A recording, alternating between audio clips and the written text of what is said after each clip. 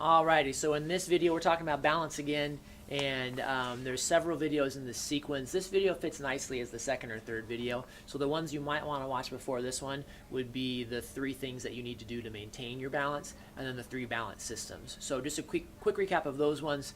You've got 3 basic things you need to do to maintain your balance. You need to have good sensation and information going to your brain, telling you where you are in relationship to your environment.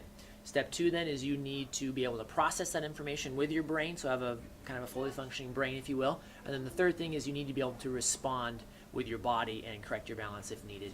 And then the second video you might want to watch is the 3 balance systems, where we talk about the 3 things that kind of give your brain all that information between your vision, your inner ear, and your sensation. So in this video then, if you're watching them in kind of in a logical sequence like that, which of course I didn't make them in that sequence, but I guess hindsight is 20/20. So in this video I'm going to talk about 8 other factors that are going to influence your balance. And again, keep these in mind that typically when we're working with folks here in the clinic with balance and falls and fall prevention and things like that, is that we just want to be aware of all of these factors and screen them and then figure out which factors are affecting your balance, and that way we can figure out if we can improve those things. That's what we're going to focus on with your treatments in order to help you get better, get better balance, be more confident, have fewer falls, and just be more active in general. So keep all these in mind. Again, I think for some folks it can be overwhelming, but it's just kind of a laundry list of things that as therapists we're looking at to help give you the best shot at kind of having an overall view of your balance to improve it. So let's just get going on the list. I got it written out here because I don't have all 8 of them memorized in order, so I'm going to just read off my paper here. But the first one I have written down is strength. So when you look at those 3 steps in maintaining your balance, sense your balance, process it in your brain, and then respond.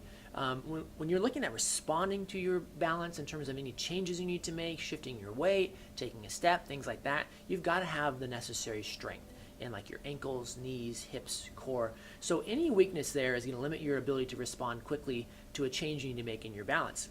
Now, of course, the big caveat with having a fall potentially or just having poor balance is that most people tend to get less active, especially if they're afraid of having another fall. And so your strength just by default is going to go downhill. So oftentimes strength is one of those things that we can really use to our advantage when you're looking to improve your balance and your mobility, because typically it can be improved. You just have to have the right exercises. So strength is the first one.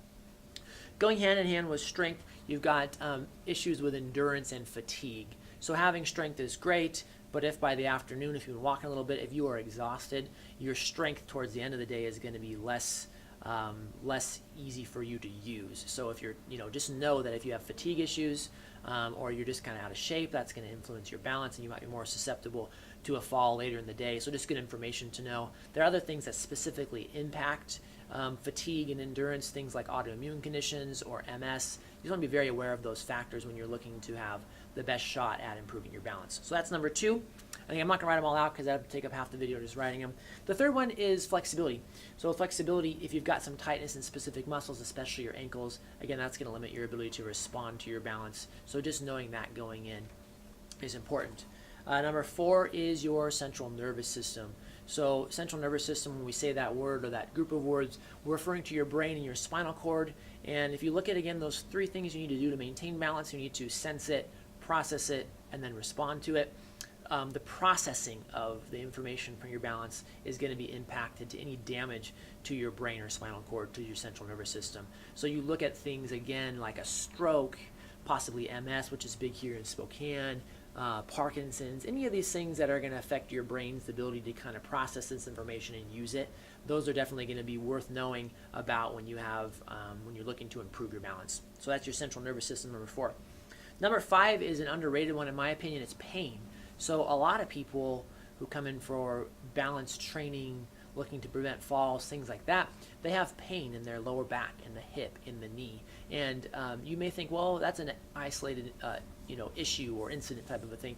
But if you take someone who has a bad knee and you're trying to help them improve their balance, but they really have a hard time putting weight on one of their legs, say the left leg, that's going to impact their balance, because their ability to just put their weight in the middle and be confident on that leg is now hindered. So you want to take all of these things into consideration. Again, a bad hip is a real common one with balance, because as your muscles get weak, they tend to get painful around the hips.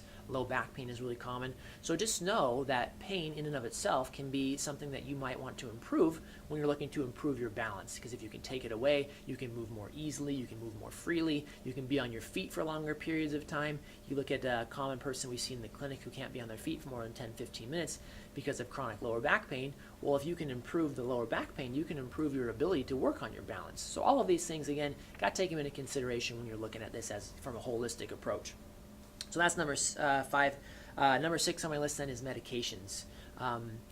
Most common side effect you're going to hear on medications is may cause dizziness or drowsiness or lightheadedness. So just know that, especially beta blockers, which can lower your blood pressure. You want to know if you have any of these side effects from medications, and that's something to consult with your physician about. If there's any changes you can make. It's worth just looking into, and at the very least being aware that this might be affecting your balance. If there's some medications that maybe you can clean up, or if they're, just have a review, I guess, is the best way to look at it with your physician. It's like, hey, which ones do I need? Which ones, maybe if you make some positive changes, maybe some can be eliminated or reduced, things like that. We won't get into too many details on medications because that's individual for everybody, but just know that that's a factor as well. That's number 6. Number 7 is vertigo. I've got some specific information on vertigo as well, but vertigo, simply put, is that sensation of spinning or movement. And obviously, if you've had vertigo, you already know this. It severely affects your balance. The thing I see a lot in the clinics, people have mild vertigo, and they'll have had it for years, and they've either been told they can't do anything about it, or they just learn to live with it. But typically, if you have long-standing vertigo, you're going to avoid exacerbating conditions and circumstances. So if you picture yourself being kind of guarded and not wanting to do quick head movements, or not wanting to tip your head back, because every time you do, you get that horrible sensation of movement, you can see how over a prolonged period of time, as you avoid those positions, your balance is not going to be very good. So if we're looking at improving your balance, we're going to say, well, if there is some residual vertigo, if it's positional and we can treat it real quick, let's get rid of that, get that off the table, so that then we can focus on things like strengthening and other balance exercises to tune up your balance and things like that. So don't overlook vertigo as well. And then the last one on my list, number 8, is neuropathy. Neuropathy is a big one, and it's one of those ones where we get a lot of folks with numbness and tingling in their feet. It could be a diabetic neuropathy. It could be kind of an unspecified neuropathy where the neurologist says, well, you just have it, we don't know. A lot of times we're not effective at treating neuropathy. It's just one of those things that when you're looking at balance, you need to be aware of it, because if you look at those 3 balance systems, your ability to have sensation in your feet and legs to give your brain input is now hindered.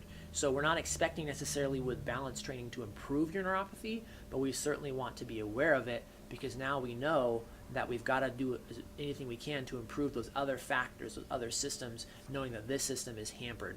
It's a similar kind of a mindset like with, say, a stroke. You've got a certain amount of things with a stroke that you can improve, and there's a certain amount of things that you're going to have to say, well, let's just know what we've got going and know that there may be situations where your balance is going to be more at risk, and that might lead us to do things like more safety concerns, like, well, know that if you're in this situation, dark room, unsteady surface, things like that, busy crowd, you're going to want to use something like a cane or a walker or something like that. So again, it's just being smart, allowing yourself to be as independent and mobile and active as possible. And then if you have a few things that we can't change, like typically neuropathy, although there are some medications that will help with it, but ultimately we're not looking to improve it with therapy. So if you have a few things like that, it's just good to say, well, let's just know the cards we've been dealt and know what we're dealing with, improve the things we can, watch out for certain circumstances and situations where we might be at risk of a fall, and then do our best to stay active and have fun and enjoy life. So there you go. So those are the 8 factors. It's a lot of them. I'll sum up real quick: strength, endurance, fatigue, flexibility, central nervous system, your brain, pain, medications, vertigo, and neuropathy. So lots of stuff to consider when you're working with someone like us, and obviously if you work with us, that's kind of what we take into account. So we help you figure all these things out. So I hope that information helps, and got more balance videos coming in the sequence, so go ahead and keep watching, and if you have questions or comments, just leave it below the video. So thank you for watching. Talk to you soon.